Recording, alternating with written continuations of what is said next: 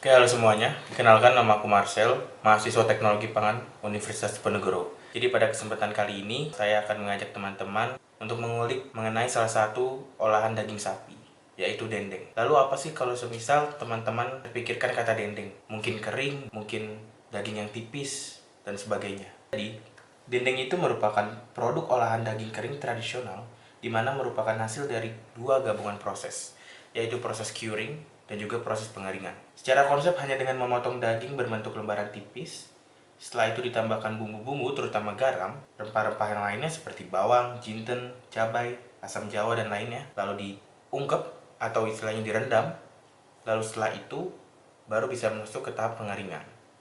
Mungkin untuk lebih jelasnya, simak video berikut.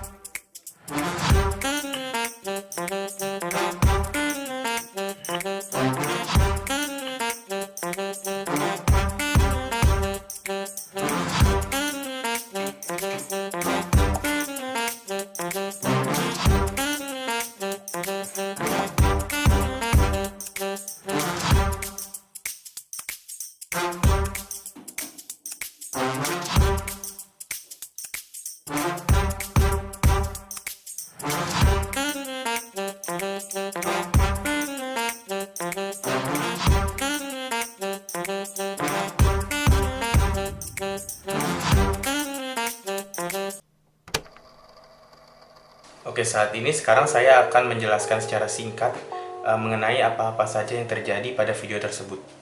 Nah, yang pertama adalah bagaimana kita mengolah dendeng tersebut menjadi lembaran-lembaran tipis. Yang pertama, hal ini bertujuan agar untuk menciptakan suatu produk baru, di mana dendeng tersebut memiliki ciri khas tersendiri, yaitu berbentuk lembaran tipis.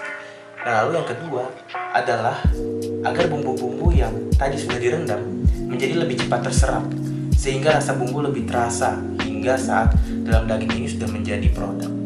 Lalu berikutnya adalah proses curing, di mana proses curing ini merupakan salah satu tahapan dari proses pengolahan daging, di mana produk ditambahkan garam atau bahan-bahan lainnya dengan tujuan untuk menambah umur simpan atau biasa dikenal dengan pengawetan. Nah, lalu berikutnya adalah marinasi. Nah, marinasi ini merupakan salah satu proses perendaman daging pada bumbu-bumbu yang berbentuk cair.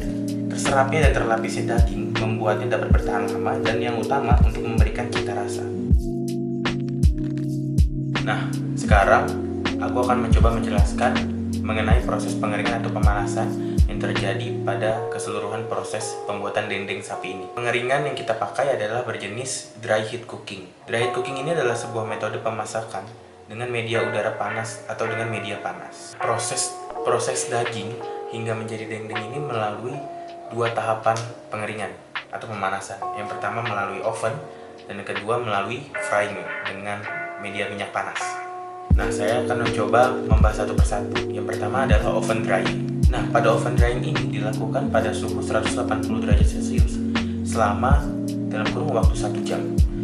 Proses ini merupakan proses pengeringan yang menggunakan prinsip perpindahan panas secara konveksi.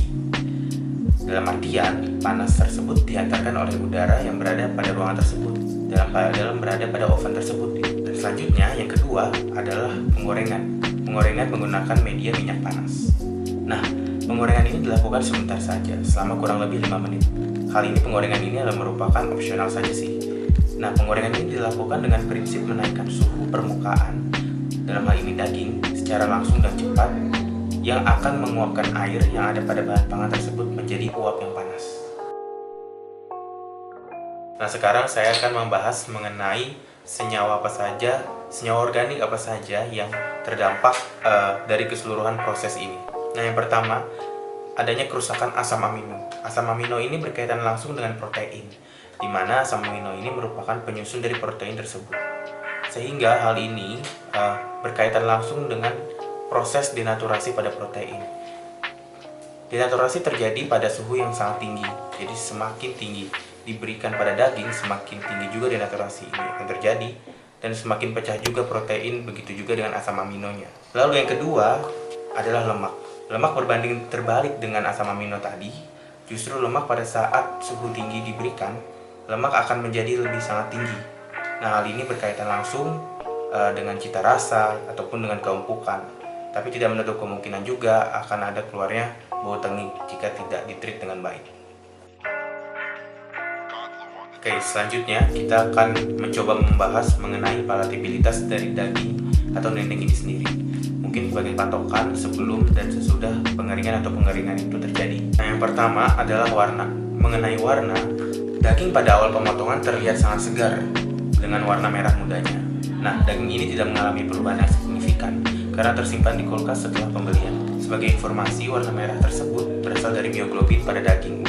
Nah, semakin tua, semakin banyak mioglobinnya, semakin merah sampai hingga menggelap pada daging tersebut. Nah, pada proses pengeringannya, warna daging mulai berubah setelah dikeringkan pada oven menjadi kecoklatan.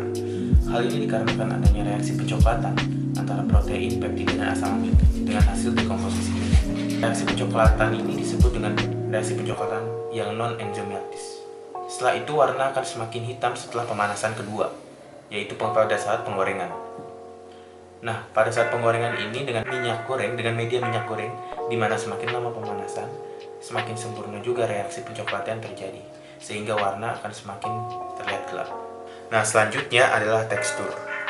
Mengenai tekstur pada dendeng sapi, sebelum pengeringan terasa halus dan terasa cairan yang merupakan bumbu-bumbu curing tersebut. Nah, setelah pengeringan, permukaan dendeng terasa sangat kasar. Hal ini dikarenakan lapisan bumbu tersebut yang juga ikut tergoreng, sehingga menghasilkan tekstur kasar. Pada dagingnya juga menjadi kaku. Hal ini dikarenakan banyaknya kandungan air yang terlepas pada saat proses pengeringan pada oven tersebut. Selain itu, terdapat juga pemberian gula yang juga berpengaruh pada kekakuan karena sifatnya yang higroskopis, sehingga dapat meningkatkan tekanan osmosis terhadap kandungan air. Penggorengan dendeng membuat lebih kaku karena panasnya melalui minyak lebih terkena permukaan dan menyerap sehingga air menguap. Nah, lalu berbicara mengenai aroma, sebelum semua perlakuan tercium bau yang sangat khas dari daging itu sendiri. Nah, kesegaran tetap terjaga karena penyimpanan yang baik pada suhu rendah atau suhu kulkas. Setelah pengeringan pada oven, aroma yang terbentuk adalah aroma khas daging terbakar beserta aroma campuran bumbu-bumbu tersebut. Hal ini dapat terjadi karena daging beserta sejumlah bahan yang ada pada lemak akan menguap pada saat pemanasan itu terjadi. Nah, demikianlah penjelasan dari saya mengenai produk olahan daging yaitu dendeng sapi. Semoga bermanfaat dan sampai jumpa.